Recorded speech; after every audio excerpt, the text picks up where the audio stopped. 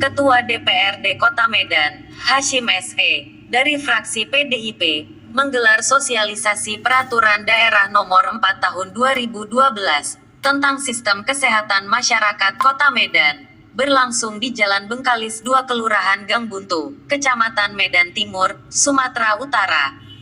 Pada hari Sabtu tanggal 28 Oktober tahun 2023, sekitar pukul 16 WIB hingga selesai. Kegiatan ini dihadiri ratusan masyarakat perwakilan warga, Kelurahan Gangbuntu kader PDI Perjuangan, Kecamatan Medan Timur. Dalam kesempatan ini, Ketua DPRD Kota Medan, Hasyim S.E., dengan membawa materi sosialisasi Peraturan Daerah Nomor 4 Tahun 2012, dan menghadirkan narasumber dinas terkait, agar penyerapan dan keluhan dari masyarakat dapat langsung ditanggapi dan apa-apa saja yang sering dialami masyarakat soal kendala dan pelayanan terkait dengan saat berobat secara gratis tanpa memakai kartu BPJS prabayar. Permasalahan ini bukan lagi menjadi hal baru yang sering dialami masyarakat. Dengan adanya kehadiran Ketua DPRD Kota Medan ini di Kelurahan Gangbuntu, Kecamatan Medan Timur, proaktif tanya jawab masyarakat sangat diharapkan, sehingga apa nantinya yang disampaikan boleh menjadi suatu PR. Tentunya manfaat sosper ini bisa membawa perubahan besar yang nyata dan bukan hanya cerita belaka.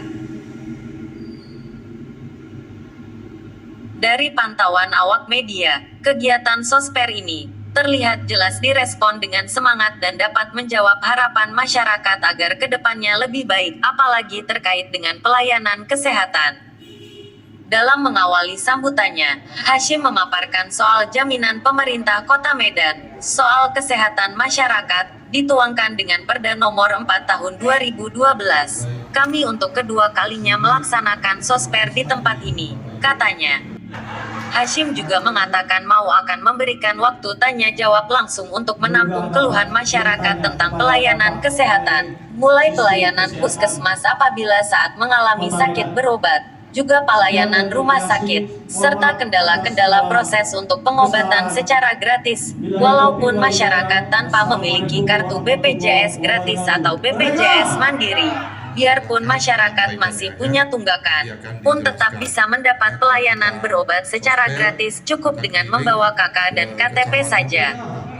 Jelasnya, tambahnya lagi, oleh karena itu, selaku Ketua DPRD Kota Medan, kami akan mendorong pemerintah dalam hal ini.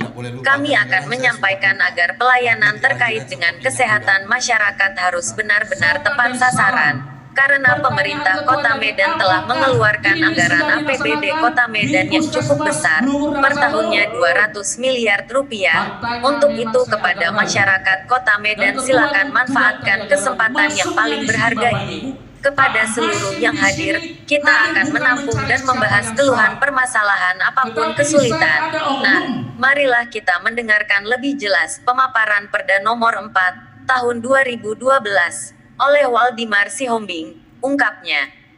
Turut hadir, Hasyim S.E., Ketua DPRD Kota Medan fraksi PDI Perjuangan, Paul Mei Anton Simanjuntak SH, DPRD Kota Medan fraksi PDI Perjuangan, Camat Medan Timur diwakili Asri Muslim.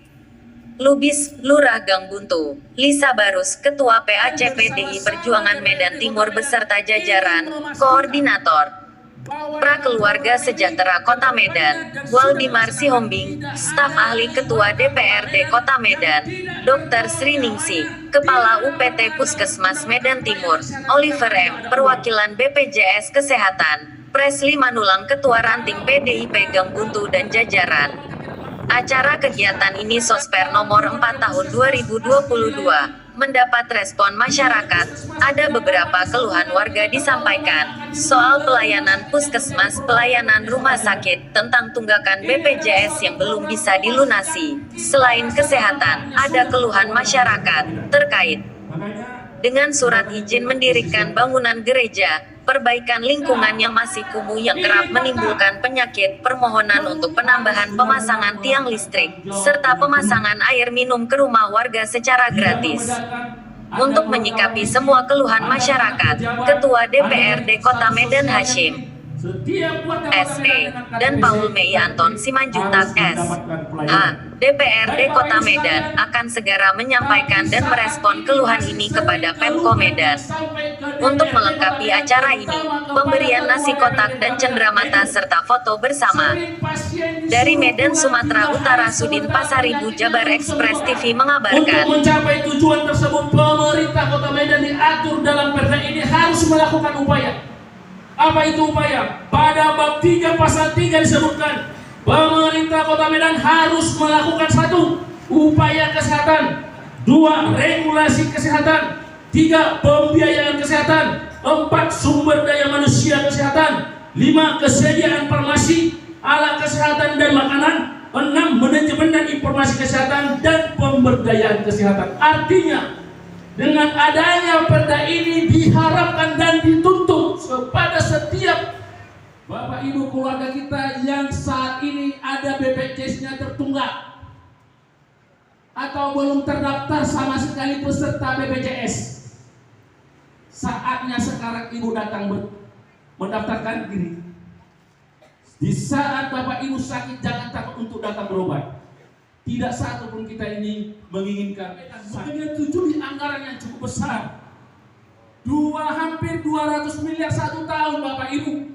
Ini bukan gratis, ini adalah uang rakyat yang diterima pemerintah dari pemerintah Kota Medan dari rakyat untuk dikembalikan kepada rakyat. Artinya terjadi subsidi silang. Yang mampu, yang kaya membantu orang yang kurang mampu.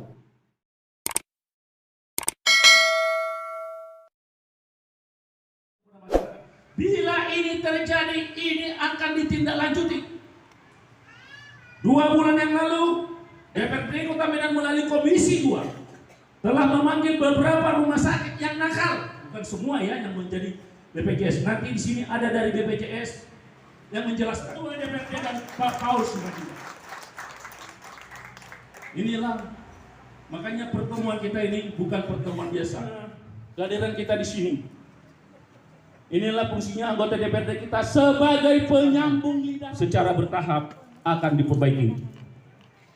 Tadi bertanya mau ngurusnya ke lampunya di puskesmas itu kecuali hari Senin itu kita sudah antri mulai jam 8, tapi baru dimulai pengambilan kartu BPJS itu 8.30 kecuali hari Senin, karena hari Senin itu mereka upacara. Yang kedua, saya mau bertanya, saya sering datang ke puskesmas. Kemarin hari Jumat saya ke puskesmas, bawa istri saya mengambil namanya obat PRB. Tapi kenapa sesudah kita tepuk tangan buat kita semua. BPJS saya kan berbayar. Gimana cara membuat BPJS? Kuliah di Amik Medikom. Jadi di sini saya ingin berterima kasih kepada Pak Paul Simanjuntak dan Pak Hasim ke atas berkat bantuan mereka saya bisa kuliah mendapatkan KIP gratis untuk saat ini. Jadi buat Bapak Ibu kiranya.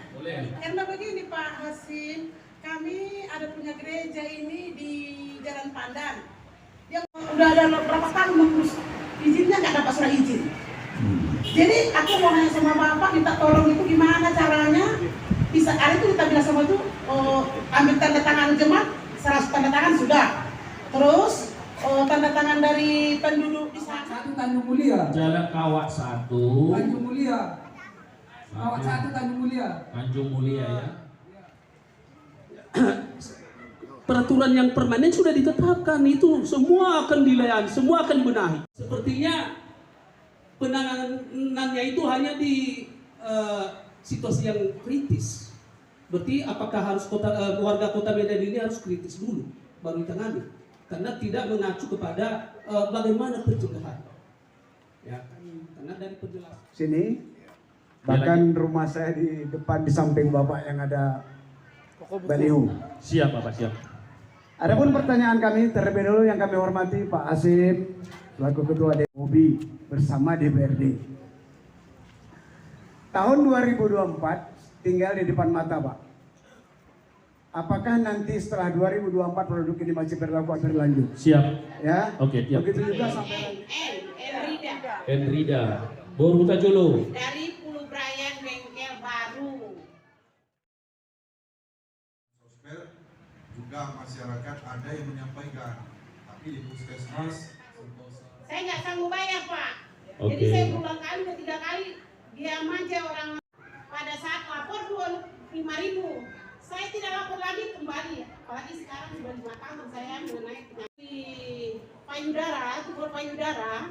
Pernah saya mengadukan kepada di karya ini BPJS di tahun 2019 karena saya waktu itu fase kelas 1. usulkan ke pemerintah Kota Medan ya supaya diadakan selesai. Baik, ini kita jalan dulu ya, nanti baru kasih kesempatan kepada Ibu KUPT Puskesmas. Kemudian yang kedua, Ibu Bulan, 1 tahun BPJS-nya untuk BPJS UHC yang diambil itu hampir mencapai 200 M. Ya, itu dari mana dibayar? Dari APBD yang disahkan bersama antara DPD Kota Medan dengan pemerintah KK Kota Medan. Memang untuk yang masyarakat prasejahtera ya yang belum memiliki BPJS ya baik yang mandiri maupun yang gratis sebelumnya atau kepesertaan ibu nanti itu bisa dipergunakan dan TP saja ke berobat ke rumah sakit. Itu satu harinya 200 sampai 250 pasien. Karena Puskesmas Bogor Darat itu satu-satunya puskesmas yang ada di Kecamatan Medan Timur.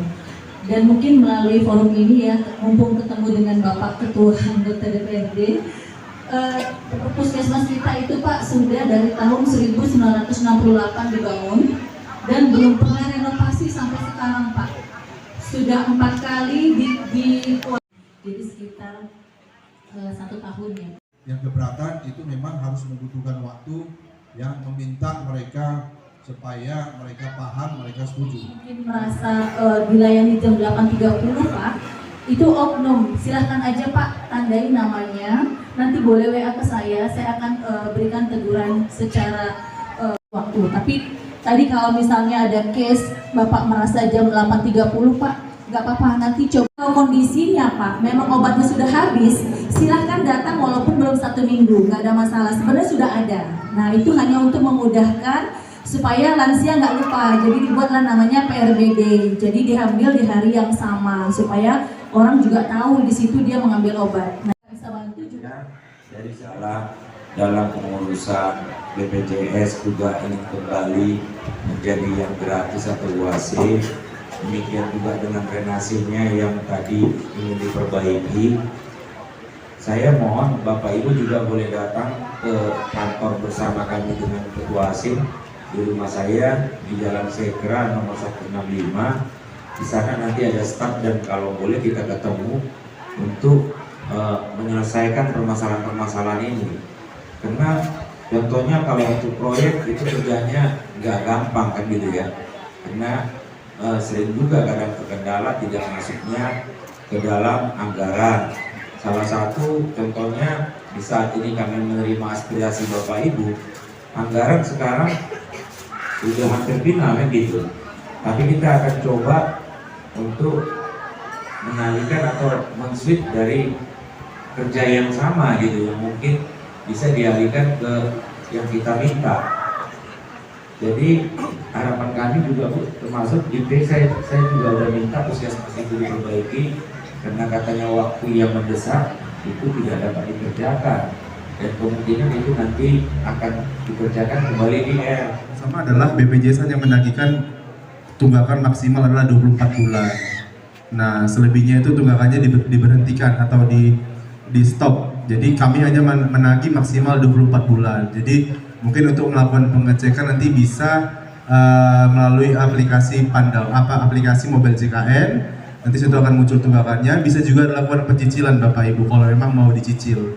Tapi kalau memang belum sanggup dicicil, pakai aja nanti program UHC. Yang penting alurnya Bapak Ibu ketahui, yaitu yang didatangi ketika nanti kita sakit adalah puskesmas sesuai dengan domisili. Nanti kalau memang akan dirujuk, dia akan dibuatkan surat rujukan untuk dibawa ke FKRTL atau rumah sakit dan menandatangani.